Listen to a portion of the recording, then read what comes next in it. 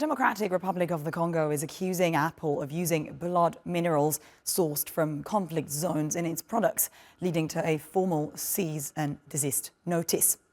Despite Apple's claims of ethical sourcing, concerns persist over the exploitation of the three T's, the minerals tin, tungsten and tantalum.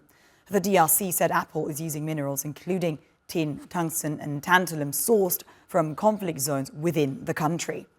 Kinshasa issued a formal cease and desist notice to Apple, alleging that its products are tainted with minerals extracted under conditions of violence and exploitation. The use of conflict minerals exacerbates violence, human rights abuses and environmental degradation in the DRC's mineral-rich regions. International scrutiny then intensifies, prompting questions about the responsibility of tech companies like Apple, Tesla, Intel and HP in addressing human rights violations associated with their supply chains. Apple refutes the accusations, stating that it conducts due diligence to ensure the ethical sourcing of minerals in its supply chain. Despite Apple's claims, concerns persist over the effectiveness of its verification processes and the reliance on third-party audits. Economic theory links competition to innovation, but recent trends in the motor industry challenge this notion. Stellantis' rise to the third largest car manufacturer globally highlights a shift towards electrification and collaboration to compete in the EV market. Talha Duman has this report. Traditional economic theory floated the idea that where there is competition, there is innovation. But such thinking is being challenged, especially in the automotive sector. It was only 3 years ago that Stellantis became the third largest car manufacturer in the world, a $72 billion merger between Fiat Chrysler and the PSA Group. They own a diverse portfolio of brands, including Fiat, Chrysler, Jeep, Maserati, and Citroën.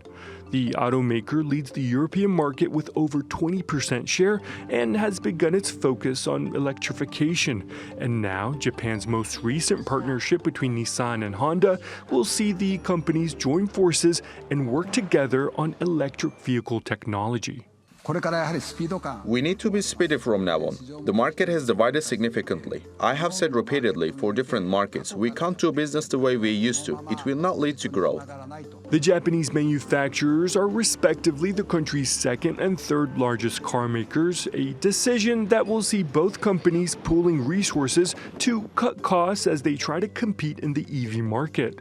Currently, Elon Musk's Tesla holds the lion's share of the market with close to 20%, followed by China's BYD with a little over 17% and GAC Anyong at 5.2%. Nissan and Honda hope that through the collaboration, they'll be able to secure a position in the market. In order for us to be in a good position in 2030, the decisions we make now will be crucial. We made this announcement now because by 2030, we need to be in a position to compete globally. So we'd like to discuss more on that. And heading into the future, it looks like many other automotive companies will be having the same discussions. Talha Duman, TRT World. And now let's go back to our story about the Democratic Republic of the Congo accusing Apple of using blood minerals. And let's try and understand a bit more on this with Leonard Mbul. He is Concerto's senior consultant and he joins us now from Cape Town in South Africa. Thank you for being with us. So, Leonard, how effective are current measures such as the Tin Supply Chain Initiative in ensuring the ethical sourcing of minerals from conflict zones? Well, thank you very much for having me on air. Just to remind the audience, the TIN Initiative, what it is a consortium which aims to ensure that metals sourced from the Great Lakes region, particularly countries such as Burundi, Rwanda, Uganda, and DRC, are done in an ethical and responsible manner. That is the whole supply chain network. They work with local mining communities as well as to ensure that they get benefit from it. And while it is a laudable initiative, the area is so expansive and the domain is so strategic, that is access to these strategic minerals that alone cannot be sufficient. And you also have other problems pertaining to enduring conflict, poor governance, the lack of state presence, which are preventing such efforts from, having a broad-based and overall positive effect in combating the exploitation and the export of blood minerals.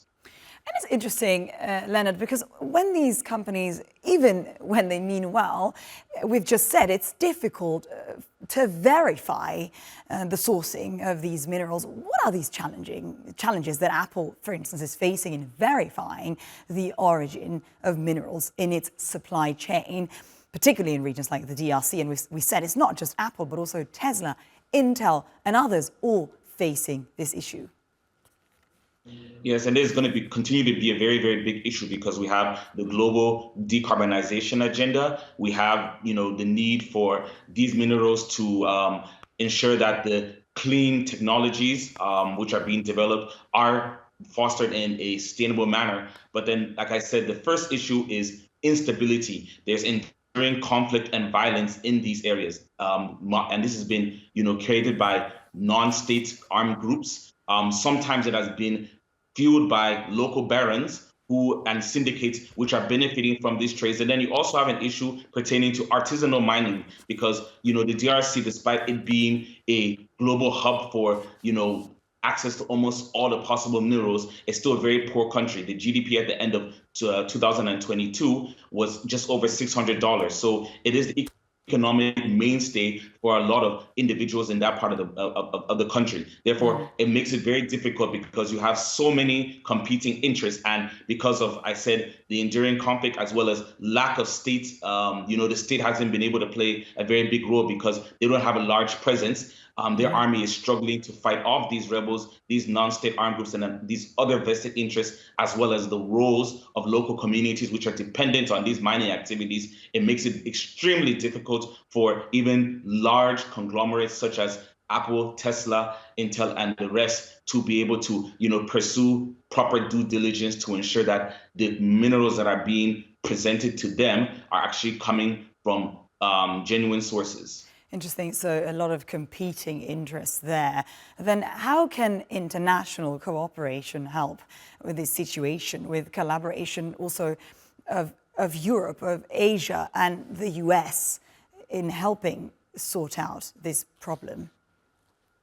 First and foremost, there needs to be intergovernmental collaboration at the regional level, because even though these, companies in Asia, US, and Europe, they are the primary stakeholders in terms of excavating these minerals, the governments need to work hand in hand. As you know, there have been disagreements between the various governments in the Great Lakes as to who is the cause of the instability. And even within the countries themselves, I said the DRC, there isn't a state presence in these, in the Eastern Congo. And then you also need to have initiatives like the extractive industries transparency initiative, which also need to be broadened. Very interesting. Sure. Sorry to interrupt. We're unfortunately running out of time. Leonard and Bull, thank you very much for your analysis.